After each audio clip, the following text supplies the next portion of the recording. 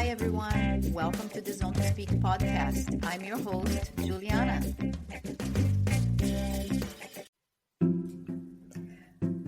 Before the episode, I have got to share one of my absolute favorite ride essentials, the Cyc Plus Smart Pump. This little thing goes everywhere with me. It's compact, powerful, and honestly a game changer on the bike. I love using it mid-ride when switching between terrains. I can drop the pressure for gravel and then pump it back up when I hit the road. Super easy, super fast. And of course, it's a total lifesaver in case of a flat or any loss of air. No stress, no hand pumping. Just press the button and go. You can grab yours with 10% off using my code ZONE2SPEAK. Link and details are in the episode notes. Trust me, once you try it, you won't leave for a ride without it. Cyc Plus Smart Pump. Smart, simple, and ready for any adventure. Now, let's hear it for the episode. Today on Zone to Speak, we are getting into something that sits right between endurance sport and problem solving. My guest is Josh Sprague, endurance athlete, entrepreneur, and the founder of Orange Mud. If you have spent any time in the trail, running, ultra racing, or adventure sports, you have probably come across Orange Mud gear. Hydration packs, multi-gear, and accessories that feel a little different, more practical, more thought through. And that's not by accident. Josh built the company on a simple idea: fix what doesn't work. After years of racing, he kept running into the same frustration, gear that just didn't hold up in real conditions. So instead of accepting it, he started building his own. What started as a DIY prototype turned into a brand that now serves everyone from elite athletes to everyday adventurers, all built around what he calls innovation through frustration. Today, we are going to talk about that mindset and why sometimes the best ideas don't come from inspiration, but from things that annoy you just enough to fix them. Let's get into it. Josh, welcome to Zone to Speak. Hey, thanks for having me on. Thanks for being here. So before we started recording, we're just chatting a little bit about your weekend and how you spent doing a 24-hour race. Tell me a little bit more about that. Yeah. So adventure racing is really at the heart of why I started Orange Mud a long time ago. I spent a lot of time staring at my teammates' backs and watching how their backs move in relation to how a backpack sits, and I always hated all these backpacks. So it's so fun. Years later, I kind of took a break from adventure racing. I focused on trail ultra running, gravel biking, and always have done a lot of mountain bike racing. But a few years ago, I got back into adventure racing again, and it's just been great because it bridges the gap with so many of us endurance athletes. We love to go out and push our limits, but I think all of us get bored after a while. If it's if you're an ultra runner, once you hit 100 miles for many, or maybe even 200-300 mile races, you hit a point where you're like, all right, well, what's next? Or what can I do to complement this? And it's no different in gravel biking. I've done every distance of gravel bike racing. And now that I've taken off on gravel biking, backpacking over the years, that's something that I would prefer to do over racing. But then same thing. It's like, well, without a race, I don't have that mission to go train 5 days a week. So then what do I do? So that's where adventure racing is kind of neat, because if you just get bored of one exercise, you just switch to the other. So this weekend we started racing at Friday night at 8 p.m. My friends Matt and Jackie, and as a 3-person team, co-ed team, and we started with a couple mile run, or probably a 4-mile run roughly, all in the bush, and all via map and compass to go find given checkpoints. And then we took off on a mountain bike ride / run that was probably 30 to 40 miles, I would guess. And you can't use GPS in this, so you don't know. Wow. So it's all map and compass only. And this is all in the dark.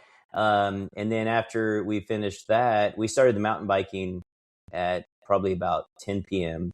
and we finished around 6 or 7 a.m.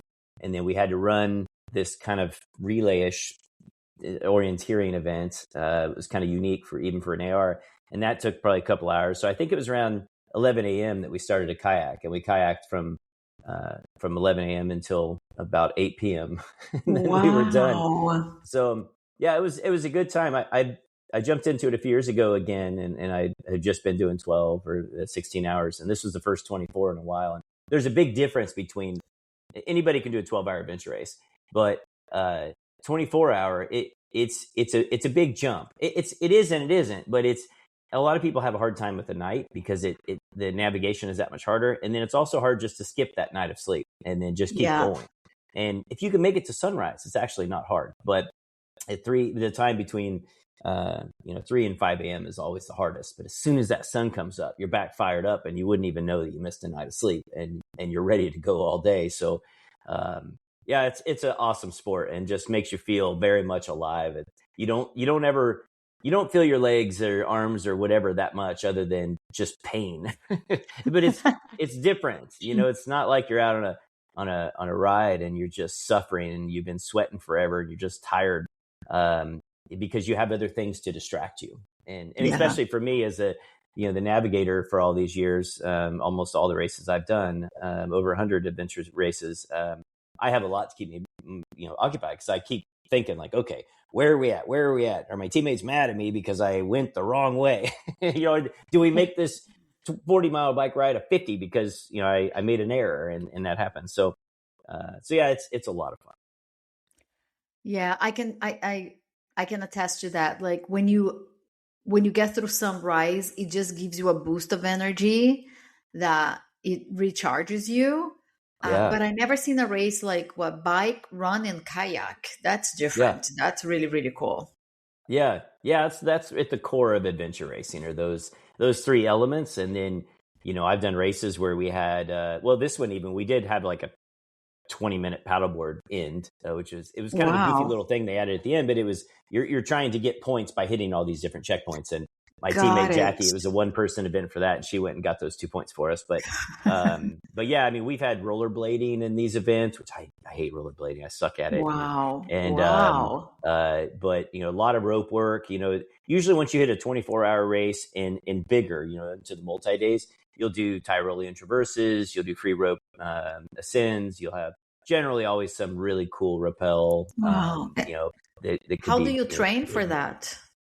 It's just a lot of work, freaking time. It's the reason why I stopped once I had kids. I didn't have time to do it anymore. It's triathlon is a sport that takes a lot of time. Cycling takes a lot as is, or running takes a lot as is, and then triathlon takes a lot. And then adventure racing is kind of a whole nother. It's more like a lifestyle. Like adventure racing, like your teammates kind of become your own spouse, is in a way, because you have a whole lot of stuff to go do and train all the time. But yeah, I mean, back when we were racing a lot, I had a slip at the lake for my kayak, and I'd go down, I'd train a few days a week with it. And then, we ran all the time. We biked 5 days a week. We ran at least 3 days a week. We paddled a couple days a week, and rope work, we'd try to practice, but we normally just would hope for the best, which isn't exactly the best strategy. But when you have a bunch of brain dead, sleep deprived adventure racers, they always have a very strong safety element on course when it comes to rope work. And we of course had to have given training, but they usually made it fairly idiot proof, where you're not going to hurt yourself,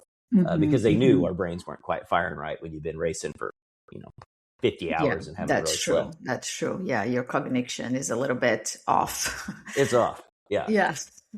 Yeah, for sure. It's probably off anyway to start, but yeah, let alone into the race.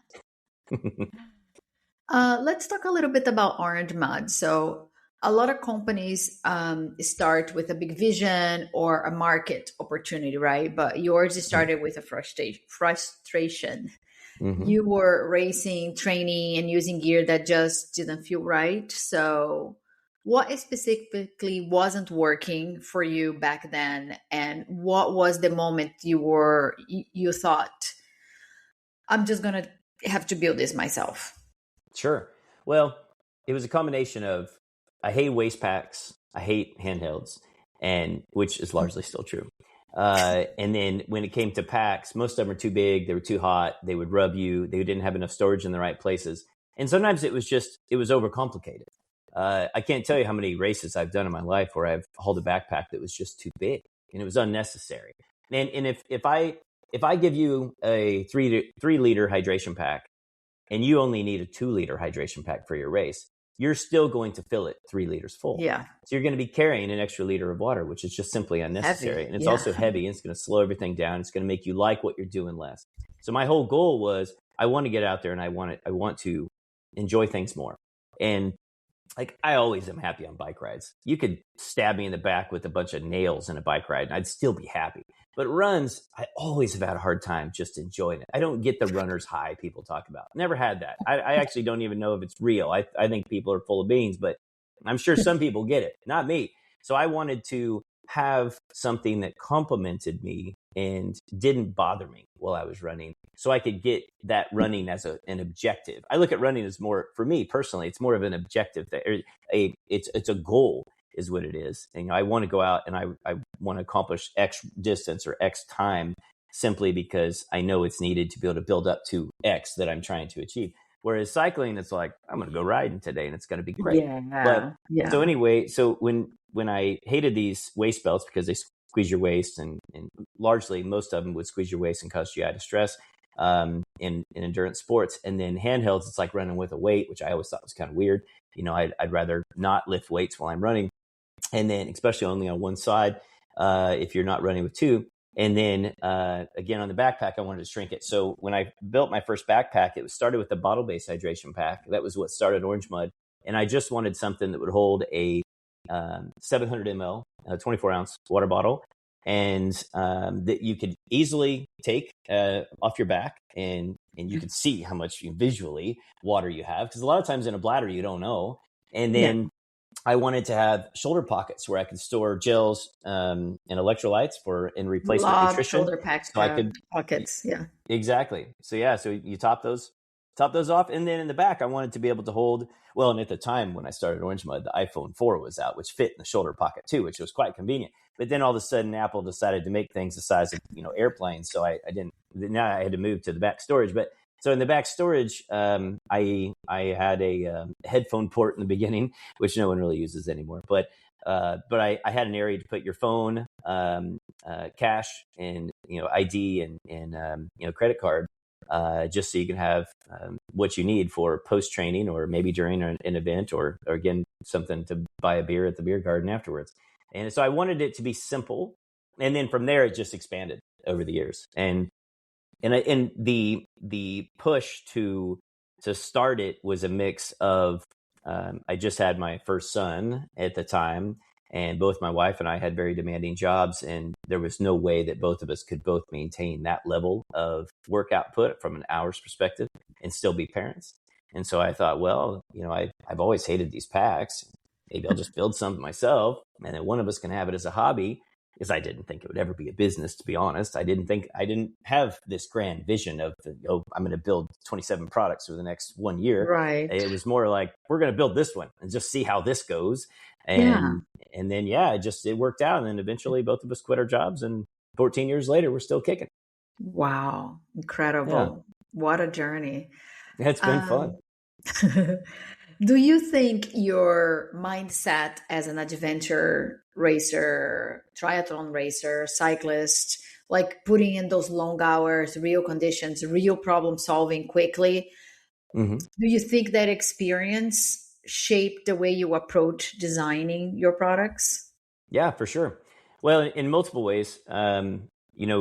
When you're doing any of these, whether it's training or racing, it's always about a forward progress, right? It's always one foot in front of another. And in adventure racing, especially is one of the greatest sports for it, because you're constantly met with adversity. You're constantly met with, I have to follow these attention to details. You have a lot of rules that they can get you in trouble. There's a lot of things that are wide open. Like you have to go from here to there. And that's the only rule. Is you have to get from here to there. You can take 27 different routes if you want, or a trillion different routes for that matter, because there's no rule that you have to take trails in many, but there could be in one section. And then you still have to be safe, right? So you're constantly doing risk mitigation and planning for the most efficient route. And then all of a sudden, maybe you don't feel good. And it's no different in business than having a roadblock. And, that's the not feeling good in business. Or, I have who knows what problem that'll pop up today that you have to just solve. and you just look at it, approach it head on, say, hey, let's figure it out. Let's keep going. So yeah, business and racing and training, they're all tied together. And I think you can often see it in races, those people that meet adversity head on and just don't care. And they just keep moving versus those that just dwell on everything. And I always feel bad for those people in races because, I mean, this is meant to be fun. That's really the whole goal. But business is the same way. Business is meant to be fun. Otherwise, you probably should find a different career. And so my job is not always fun. I promise you that. But when we do have crappy times, I just say, all right, let's figure this out so we can get back to the fun times of whatever that may be. So yeah, it's 1 foot forward is my favorite way to look at things. Couldn't agree more. I always tell anyone that is like, oh, tomorrow is Monday. I'm like, if you hate your routine like this much, I mean, of course, you want the weekend to be longer, let's not kid around, but you should love your routine, right? I love my routine. I don't mind at all if it's Monday, if it's Friday. I mean, of course, I love the weekends because that means I can ride my bike longer, but I'm not hating Monday morning, I know I love Mondays. It's actually my favorite day of the week. I have a clipboard here on my desk and I start fresh every Monday with all my tasks. And I often even work on it on Sunday because I'm so excited to get the week going. My favorite part of Monday is that you have the whole week to get things done. Usually by Friday, it's one of my more disappointing days because I realized all the things that I didn't get done in the week that I wanted to. And every week there's more than I can ever do. So it's, there's an expectation and a hope. And as a business owner, I tell people it's a lot like being a handful of concrete. And I feel like all I'm doing is plugging holes in a giant dam. There's always some new hole opening. And I just have to go up and mix up some new concrete, stick it in there. There's always some problem that robs me from my time. It's like having a dirty chain on your bike. There's always some inefficient thing that's happening or a skipping chain or something. But yeah. You were doing Mondays are good. Yeah. So tell me a little bit of the beginning. I think most of the, some of the best stories come from the early days, right? Duct tape, random materials, figuring things out as you go. Sure.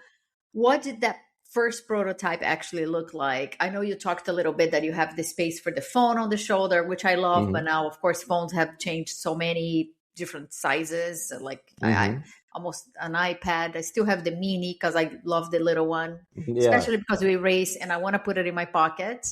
But tell me a little bit about this first prototype and how far it was from what Orange Mud products are today. Yeah, so the first prototype was made from a gun holster. It was a pistol holder, is what it was, and so I had it when I was training in California because there was a bunch of mountain lions. I mean, it's not maybe a ton, but there are definitely mountain lions in the area I trained, and in theory, I was going to ride with a pistol there, but I never really liked having a pistol on the side of me when I was mountain biking because I always felt like when I crashed, I'd probably blow my leg off, and then a mountain lion would eat me. So it just wouldn't work out well. But anyway, I took that gun holster and a ratchet strap from the back of my truck and a hotel sewing kit and this old pack. I think it was a Go Light pack that I had, waist pack, and I chopped the bottle holder off, and then I sewed everything together and made this really crude prototype, and it looked terrible. I mean, it was worth probably 50 cents in value from its appearance. But I needed to get the core foundation of this position up high on my back, which is where I just felt it would be the most stable. And because your upper back just doesn't move very much. Your center of your thoracic area, it has a twist, and your hips definitely have this kind of like almost circular. It's like a figure 8 pattern that they move, but your upper back, it's just really stable. And so I just thought, man, if I could wrap from front back to the back, it would you wouldn't have the issue of lung expansion, and because you're just anchoring. You didn't need chest straps with this first pack I built. And so I thought, if I can get this to work functionally, then we can make it pretty. And it worked great, just right out of the gate. Very first prototype, I went for a run. I was like, this is great. Told my wife it's probably going to cost $50,000. Worst case, we're going to have 2 backpacks worth $25,000 each, perfectly designed for us, and then hopefully we can sell these. And so 10 months later, it took a while to refine it into, okay, let's put the shoulder pockets, let's put the back storage, let's get the bottle holder in the way that we actually need it so you can put it in blind. And because it's a tapered bottle opener or bottle holder. But yeah, 10 months later, we launched, a very refined product for, especially for us not having any knowledge in textiles. And I had a lot of knowledge in manufacturing, but not in soft goods. And so that was a whole different animal that took a variety of resources and to solve. And then, yeah, as the years have gone by, I'm an expert seamstress now. I can sew anything, and I have full sewing, capabilities at our office. And we have probably, 10 sewing machines and lasers. And, now we design everything in CAD, where it used to be me folding over a piece of manila paper or poster board. And then I'd always design things by hand as half of a pack. And then I'd cut it out, and then I'd have a full pack. And then I'd start with that as piece 1. And then I'd duplicate for piece 2 and 3 and 4 and 5. And I used to just craft them here on the floor in my house and with chalk and pencils and everything. But now I just design it completely electronic. And then we print it on the laser, or we cut it on the laser, and then we sew it. And it makes everything so much easier versus in the beginning, everything was hard always. It was never easy. But so we definitely have refined our process over the years. And the quality's always been a number one focal point of mine. We always use premium nylons, premium threads, and build everything to take a royal beating. Like, I want my stuff to last forever. Our stuff, I don't design it to wear out. We don't have people that, if we ever have somebody reach out, it's like we have some a stretched out piece of elastic, and it's like, here. We've even built things for like those little goofy things. Like, I had a client of mine this morning, a customer of ours this morning, that said, "Hey, I've been using this pack for 7 years. The elastic strap in the front's worn out," which we switched from the elastic. After 7 years, you would expect that. Well, you would hope, yeah. And so I told her, I said, if you want to send it to us, we'll replace it for free, or That's we awesome. have an $8 replacement. And the $8 replacement, you'll never wear out. It's nylon now, and it's a Velcro piece. You just cut it off and put the new one on. So I'm all about, I don't want people to feel like you have to buy a new pack every season. I want you to buy one and be done. I'm not into the whole disposable mentality that is the world of Amazon. I despise so many of the import crap that is, in our markets. It's just not how my brain works. I am constantly discouraged with things I buy anymore that just fall apart almost instantly. And it pushes me even more to do always the best job to make sure our stuff's going to last forever. From a waste, it's just stupid. And then, just to put it in the landfill. But then the other side is, if you want to train 1,000 hours this year, go do it and use our pack. It's great. I always want it to be tough. So yeah. I love that. It just creates so much more credibility on the product. I think a lot about sustainability. I always look at products that also fix things, like you said, if it's not working, can I send it back to be fixed? You don't need a new one. Then what do you do with that? Just throw it away. And then, like I said, it's just growing that landfill somewhere. Sure. Yeah. So, but look at you now. Amazing story. And you go to these events and then you see people wearing your product. It must be such a proud moment. Yeah, it's awesome. Yeah. When it was really cool in the beginning. I did I think this was maybe year 2 I went and did the LA Marathon. And that morning I used to live in California, and it's technically, it took me 46 minutes, like the week before when I drove down to LA Marathon area. So I budgeted 2 hours thinking, well, maybe at 4 a.m, there's going to be extra traffic because of the LA Marathon, because it's huge. And it took me 3 hours to get there. And again, it's a 46-minute drive technically, but it's why I left California. I was so sick of the traffic. But anyway, that day I was literally the last person to start in the LA Marathon, which I think has 40,000 people. It's an incredible amount of people. Those cities aren't that big. And so I started dead last. I saw it from the parking lot at the stadium. I was looking down at the start line and hearing them 3, 2, 1, go, shot the gun off. And you see everybody running. I was like, oh God, this is going to suck. And so, but I was like, oh, whatever, I'm here. It's going to be a good day. So I go down there And the coolest part about it, when you start dead last, you get to run past a whole bunch of people. And so for the next really all day, as I'd run along, I don't remember the exact numbers now. I used to know this. I think it was like 28 or 42 or something like that, of people that I saw that were wearing our packs. Wow. That I at least noticed. And I ran up to each person, and before I told him who I was, I just said, "Hey, how do you like that pack you're wearing?" And each person was like, "Oh man, this thing's awesome!" Blah blah blah. You know, they told me all their stories about it, and they're like, "It's this brand, Orange Mud. They're here actually in California too." And I was like, "Well, yeah, I designed it. I just wanted to, before I told you that, I wanted to, ask and get real feedback." And it was, even though like that marathon, I was really slow that day. I hurt my foot at mile 18 and just kind of limped end on that one. But it was one of the greatest marathons I've ever done, because it was really early point in our business, and seeing so many people out there wearing our gear and being able to talk to everybody and see the positive attitude that came about. It's what, constantly motivates me to always ensure that we do a good job, because the last thing I ever want is to hear like, my pack failed during the race and you cost me my race. Oh my God. That I never want to ever happen. Yeah. And so I even build backup plans as failure points into the designs, just in case one seam would rip. There is a backup to each one, anything critical in our packs. But it's something that when you see those happy faces, it just translates to so much more fun. So like when I design a new product, I think, okay, well, who is the target audience for this? And then, what are they going to be doing that is going to make them, happy completing it? Because it could be a marathon, it could be a triathlon, it could be mountain bike, it could be, endurance, adventure racing, or it could be obstacle course racing or whatever. So I always try to think of how could they hurt it, and normally the one thing I can't design around is when you have all your salt and all the sugars from all your crap that you eat on course. And when you have that gets leached into the packs, Yep. and then you leave it in an aid station, mice and squirrels will still get it. That's the one time that we found, like the one thing I haven't figured out a plan yet on that one. But anytime I've heard of my pack got destroyed in the race, I'm like, how'd that happen? Well, the squirrel chewed on it and ate through where all my sweets were. And so fortunately, it's normally on the expandable pockets in the front where it's still functional. But otherwise, I think we've hit all the bases to shut down any potential failure points. Yeah, that's so cool, because you know all the needs of the athletes on all this category that you just named. Yeah. But a lot of gear looks good on paper, right? Or in Sure. a shop, and fails the real conditions.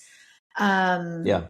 So you're just talking about design. So when you design a product, what are you prioritizing first? And I don't know if you can hit them all, like performance, simplicity, durability, or anything else. Yeah, well, I mean, quality and durability are always number one. It's always, I guess, just, I wouldn't say number one, but it's the non-negotiable, I guess, to put it that way. Okay. They have to meet those two requirements. Otherwise, my design fails. But number one is stabilizing the fluids. And I would encourage anybody to look at your pack that way. If you're going for a run, what I will say is that when I look at all the publications, a lot of the publications focus on the big brands, right? Because who writes articles in the magazines or for the online articles? It's usually the professional athletes that are sponsored by the big brands, and they always target the hyperlight, because a lot of consumers do target that. I mean, you're a cyclist, I'm a cyclist. If we have if we're buying new bolts for our bike that are orange because it'll look cool, we're going to choose the lightest ones. We're going to choose the titanium ones versus a steel, or just because it's going to be lightest. Well, that is often what many brands focus on, is lightweight. And I don't purposely make it heavy, but I don't focus on it being lightweight, because then it alienates my number one goal of durability and long-term wear. So my number one is stabilizing fluid, because if you're carrying 2 liters of fluid on your back, that's heavy. And if you have 2 liters of fluid flopping around, 4 pounds of weight flopping around, you're going to go crazy with that. And it's going to cause chafing. It's going to make you upset. And then it's going to ruin your ability to have a good run or ride. So number one is always stability. And then from there, of course, it comes down to accessibility. And what I mean by that is I want you to be able to access the things you're going to use the most during a run or ride, which is your phone, your nutrition. I mean, everybody's going to take pictures. I mean, of course, Yep. maybe the pros aren't, they're hammering, but they're probably going to want to have feedback or whatever. Everybody wants their phone anymore. And so I always have to design things around the most modern phones, which is funny. We're a backpack designer, but really I'm an electronics designer that happens to make backpacks as way off and joke with things. But yeah, so phone secure, and then nutrition at quick access, and then the ability to peel things off. And that could be arm warmers, could be your glasses, could be a hat. You got to have a way to store them. So we Yeah. have 4 pockets on the chest in most all of our packs, and then 2 pockets on the shoulders. And then of course, room in the back, but all that room up front allows you to carry the kitchen sink. If you want to, Snickers or pickles or bacon or blueberries or whatever it is that makes you happy up front, you can keep all that up there paired with your phone and everything. So yeah, stabilizing fluids, and then holding all your essentials. Those are the two things that are the most critical. And then from there, it comes down to, we have just a bunch of different options, because some people, they want the whole wraparound vest. Some people don't want stuff on the sides. Some people, want chest straps. Some people don't, so we've looked at everything as like, all right, well, this type of person wants this, and this type of person wants this. And we hear that from consumer feedback. And that's how we've rounded out all the different products we've made, is we want to make sure that we're making products that fit in each category. Like I mentioned earlier, I hate handhelds and I hate waist packs. But I have 5 different handhelds, and I have a new waist pack that we designed. And I do love our waist pack, and I love our handhelds, but it's rare that I'll never use a handheld because I hate them. But again, consumers like them. So I gave them one that I believe, for someone that likes handhelds, will make you happy. My waist belt, I actually do love. It's awesome. But, which is funny to say, given I started the business because I hate waist belts. So yeah, everybody's different. Everybody wants something different. So it's good that you provide the option, even though it's not something that you would particularly choose for you. I love a hydration pack. I use it a lot, especially on gravel, because it's more technical. It's much harder for you to get a bottle and drink. Maybe you get a bottle out, then there's something on the way, and then you can put it back fast enough and could fall or something. I love, but some people are like, I don't want anything on my back.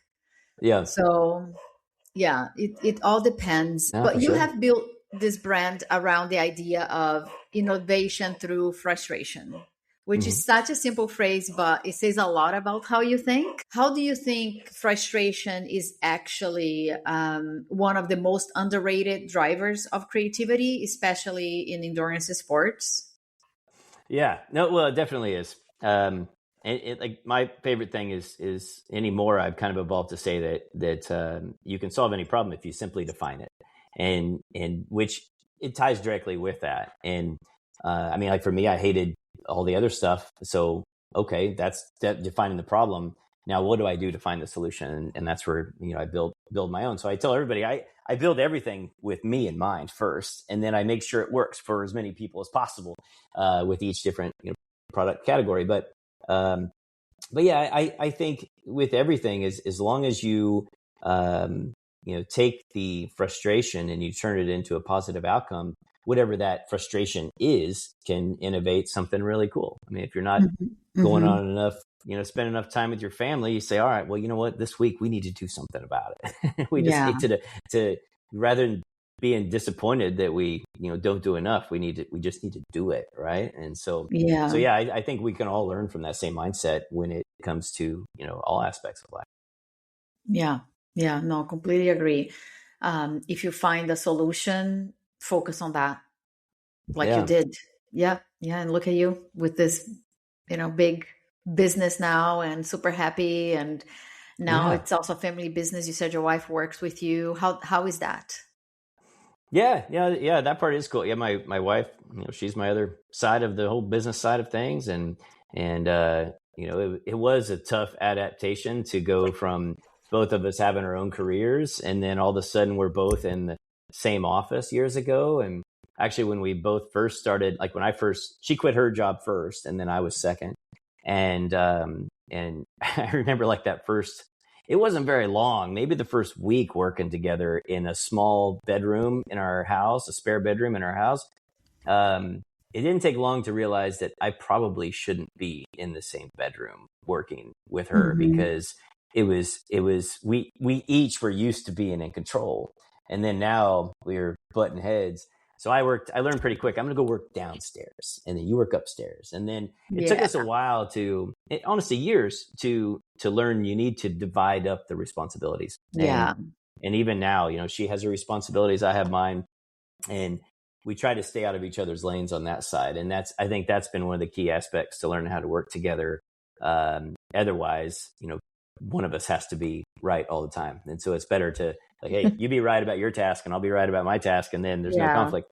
But yeah, and then my sister works for us too. She's been with us for, I think it's been 8 years now. And she actually helps us in both companies. And that's been really cool to, you know, to be able to spend a lot of time, with her and then even our kids, like my son, I took him, he's 14, and I took him to, Unbound Gravel last year, his first real expo of actually doing work, and where it was just him and I was like, hey, dude, this is just me and you this trip. Like, you're going to have to actually work. And, you know, this isn't like you get to chime in. You were part of the expo? Yeah. We've been a sponsor or an expo brand at Unbound, you know, previously Dirty Kansas, for 10 years, probably 9 or 10 years. And that was really cool, where afterwards, you know, he was like, Dad, that was a lot of work. That was a lot of conversations. And, you know, but he really enjoyed it. Now. Yeah, no. And we're going to do it again here in a couple of weeks, or well, I guess, let's see, about a month and a half. And then I took him on his first 12-hour adventure race with me, 3 weeks ago, and he did great. It was awesome. He hammered out there and did a fantastic job. We came in 8th overall, and he was even wearing a prototype that I built like 7 years ago. Wow. No, it was longer than that. I was in Colorado. It was like 8 or 9 years ago, that I had just had all these years, and I just thought, hey, just wear this thing out of fun. So yeah, cool. It's neat to be able to involve your family with things, whether obviously directly working or, you know, we're just going out and crushing it, having fun. Yeah. I'm sure that it's so rewarding. And I think, you know, also bring him enjoying, you know, this adventure with you as well. Because I have a daughter, and she's not into it at all. Like, come on, let's do, nah. Yeah.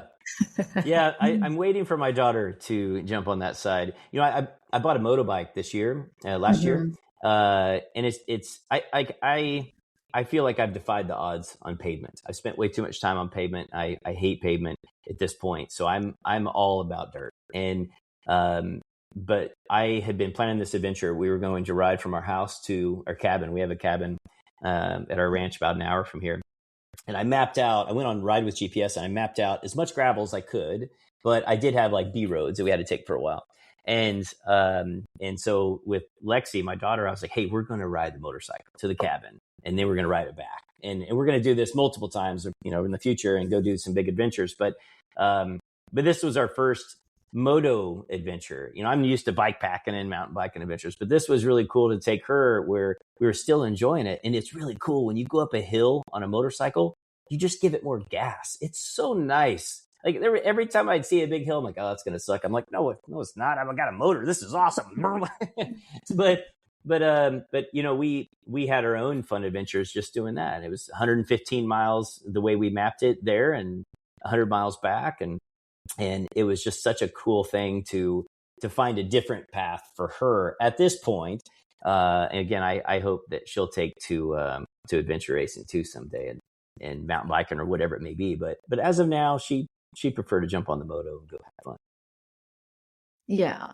Well, at least you have something together. That's nice. Yeah, that's awesome. Yeah. As companies grow, they sometimes can lose that original feel, that connection to the why they started in the first place. Sure. How have you kept Orange Mud grounded in its original purpose as it's been growing so much? Yeah, and you definitely do. Like for me, I hit a point probably, 7-8 years ago, somewhere in that range, where I was just sick of the finance side of it. You know, that it's one of the hardest parts that I don't think most companies, most founders ever really talk about, you know, is the growth. And in, you know, each year I'm like, wow, we are growing. Like we grew for, I think it was 10 years in a row, we grew before we ever had a retraction. And it was just, post-COVID dip, which was fun. But with all those years growth, at the end of the year, I'm like, well, how did we grow? And yet I still don't have enough cash to pay for this inventory. Why am I still borrowing to pay for inventory? And it's just part of the financial side that is a giant learning curve. I mean, I spent 15 years in manufacturing, executive level, and managing P&L and balance sheets and all that.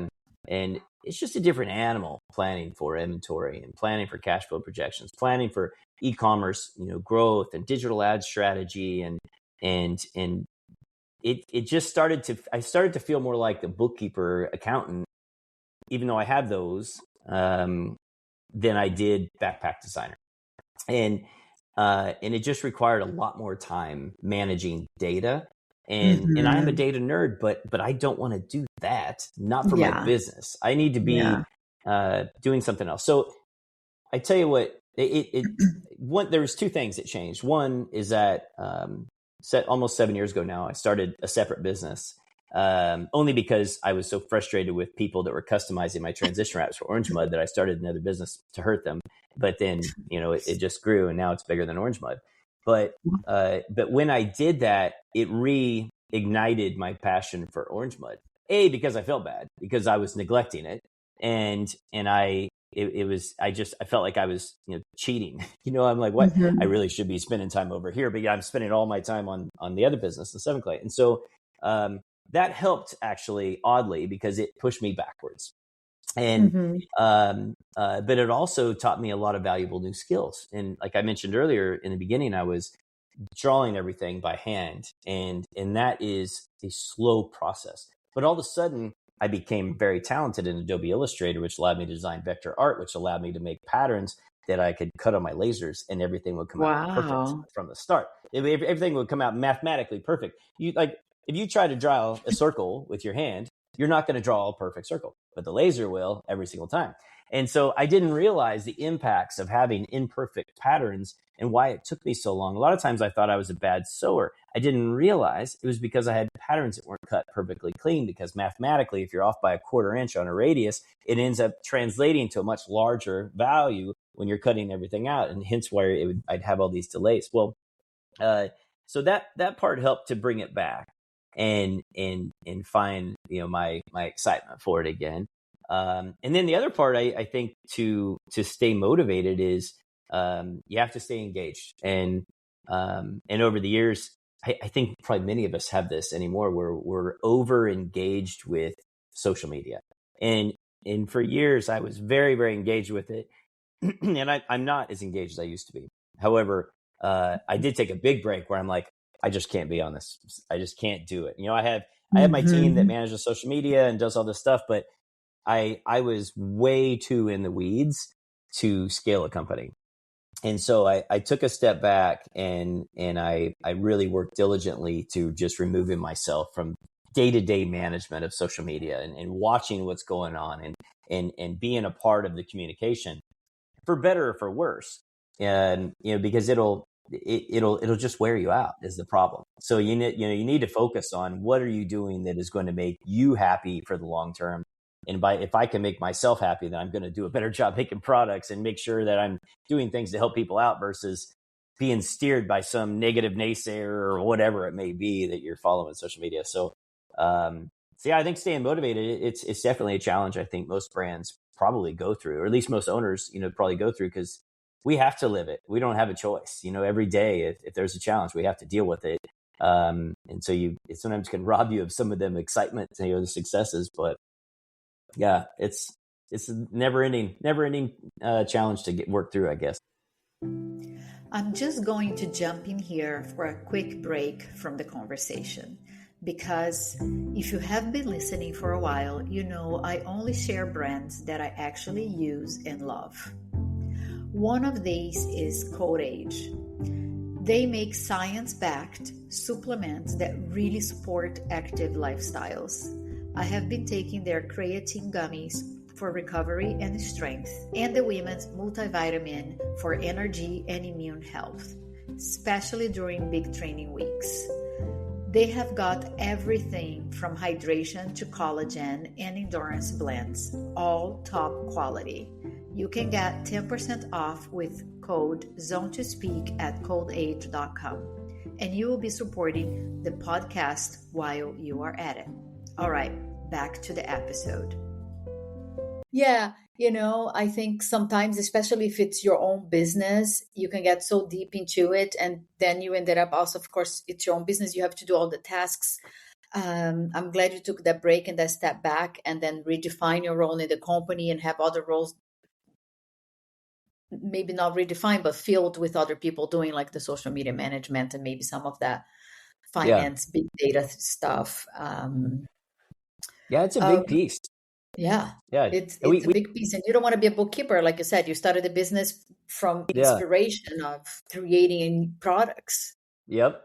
Yeah, we rolled out.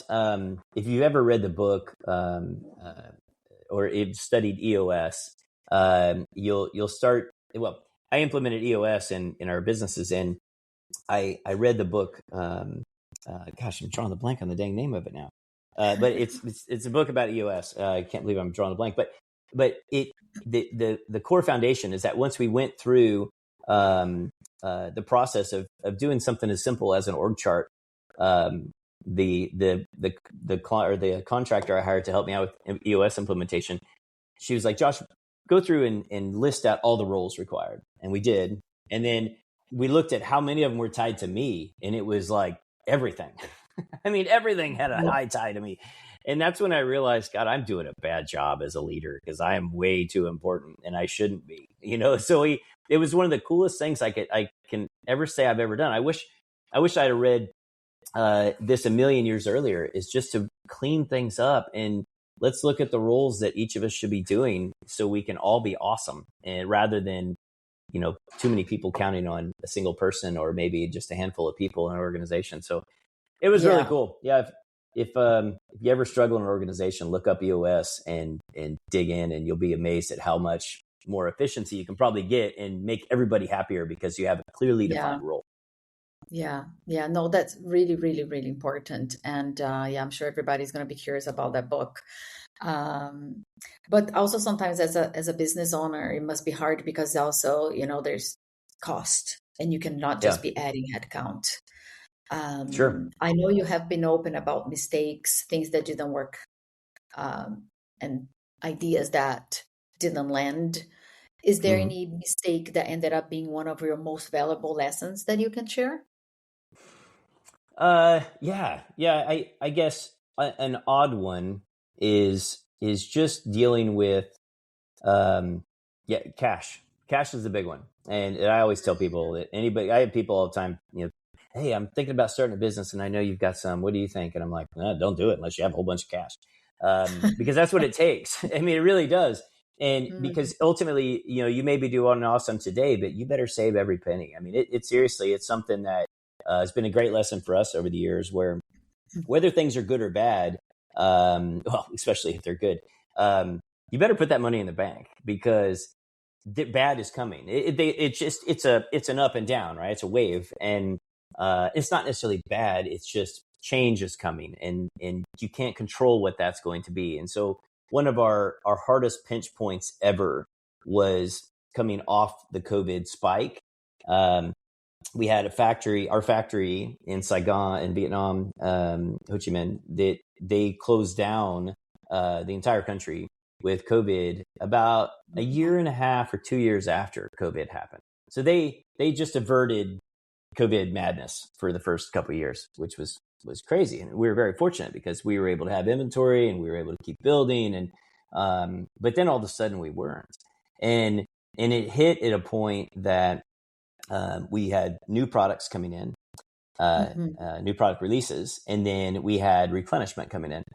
And it hit right at that point. They were getting ready to ship our new product releases as well as replenishment queued up. I had multiple POs, and this was 7 figures of value. And when my project manager reached out in June that year, she's like, "Hey, Josh, I hate to tell you, but we are going on shutdown right now. We don't know when we're going to be able to reopen."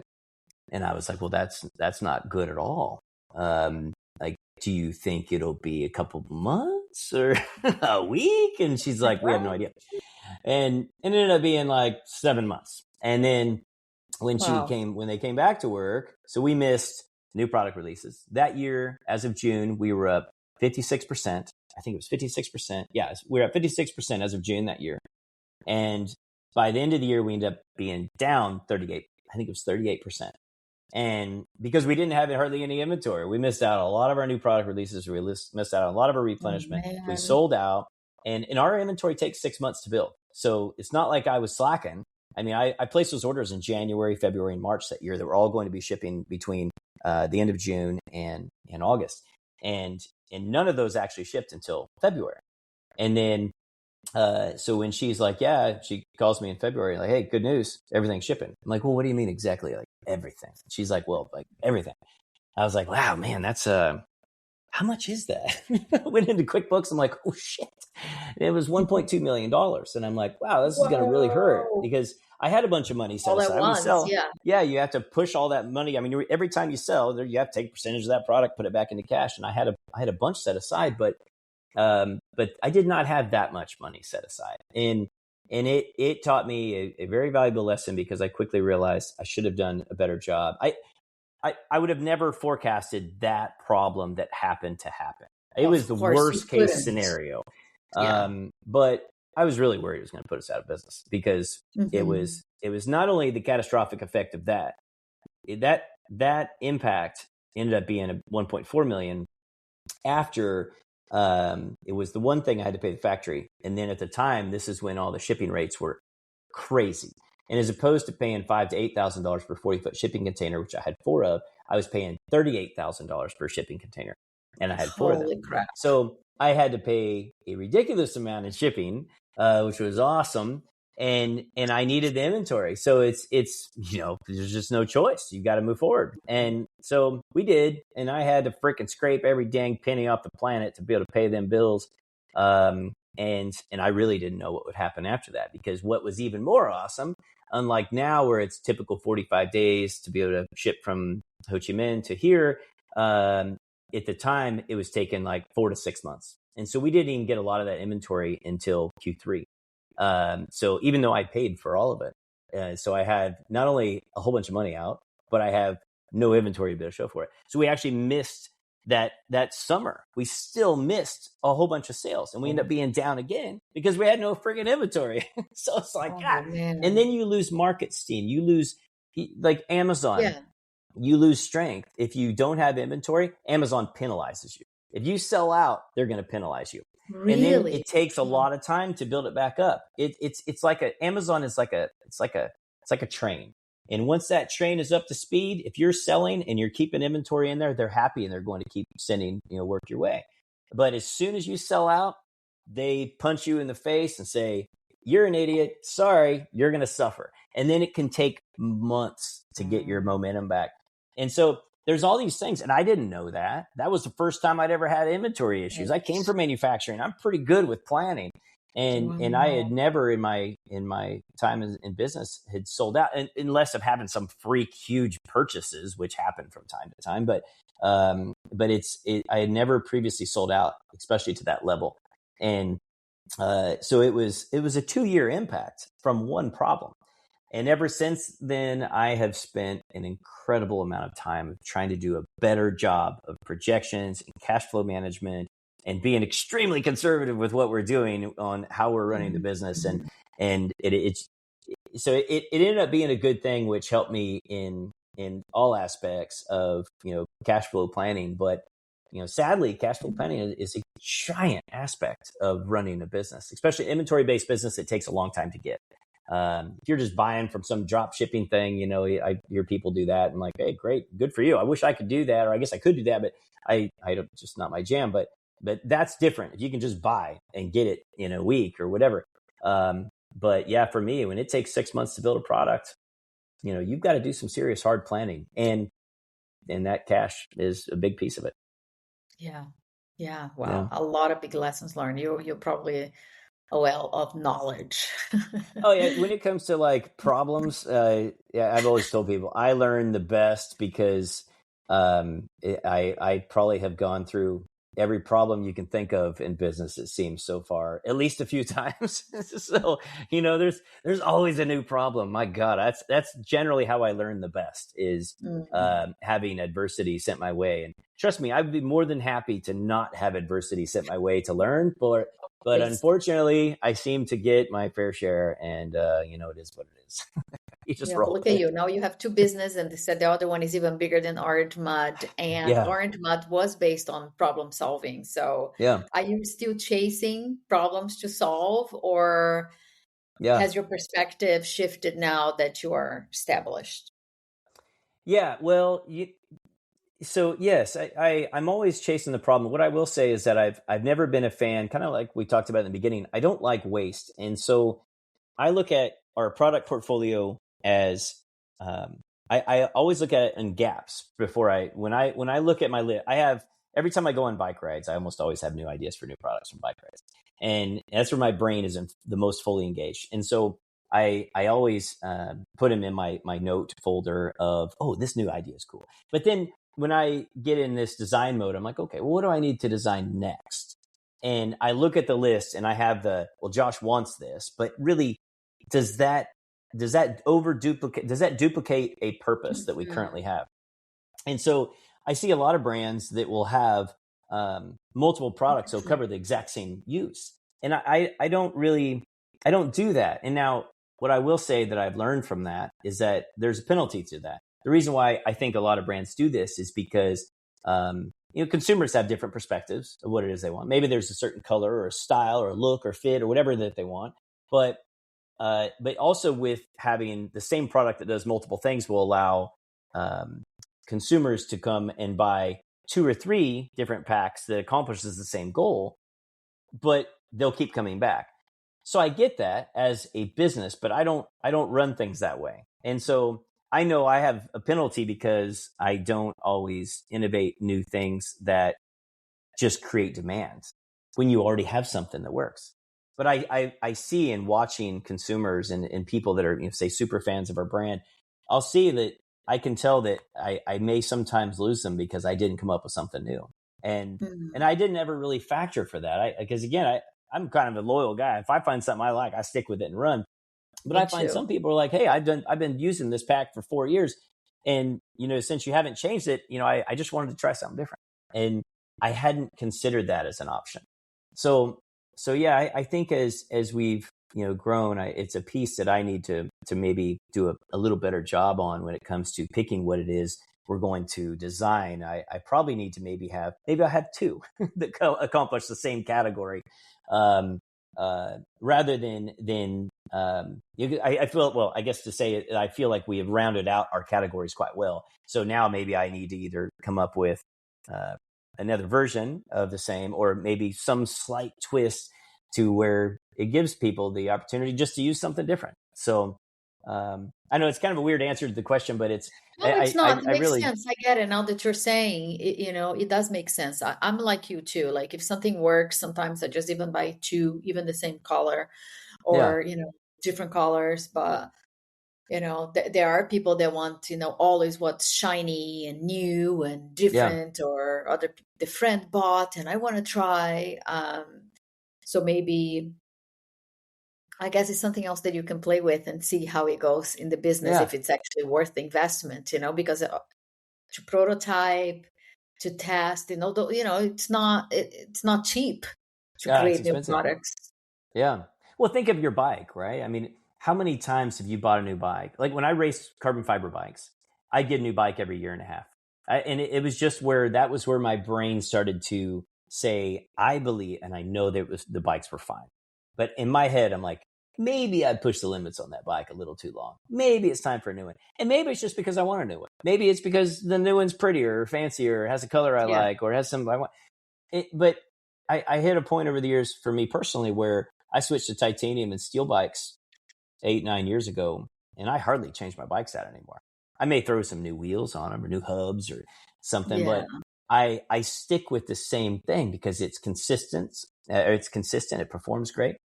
But again, I know a lot of consumers aren't like that. They're going to buy a new bike every 2 years because they want to, or it doesn't. There's no improvement gain.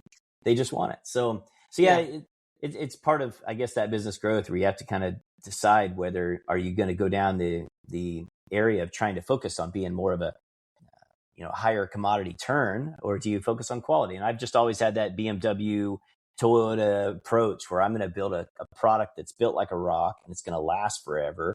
And it's a consistent theme. Like I would say, like you look at like a black BMW or a black Honda Accord, or a red Toyota truck. All those things are just consistent, and they're workhorses. And I guess that's how I look at what I design. I look at that workhorse. I want it to just last you as long as you can. And so it's just a different mindset versus let's go find that blingy whatever Ferrari that may be in the shop a lot more. I don't know. So no, I mean, I think, I use a Hydro Pack. So for me, if I find something that fits me and it's not dragging around, like on the bike or on the run, trying to push to one side or to the other side, or I think actually I saw on Instagram the other day a reel of this girl that she went out and she put butter in her. I have to find it and send it to you. And no, she put milk and made butter after her run. Like how many kilometers did it take? That's awesome. I like that. That's going to be our new challenge on social media. Make butter with our pack and get a prize. I like that. Yeah, or ice cream. You can do the same thing with. How cool would that be if you go for a run? You mix in you got your salt on the outside, and you got your ice cream mixture in there, and how far do you have to run to turn it into ice cream? That's not a bad idea. Yeah. Then you get to have ice cream. I think if you find something that works, I'd stick with it. But some people want what's shiny in you. Yep, that's for sure. Well, you said people can get Orange Mud on Amazon. Is that still the case? Like where can we see all the products? Sure. Yeah, orangemud.com or Amazon. We have most everything on Amazon. I always steer people to our website, and the reason why is that when it comes to hydration bags, a lot of ours fit different. Now, some are more standard-ish, if you will, but most of them, they fit different. And so the nice part, at least if you go to our website, you'll be able to see.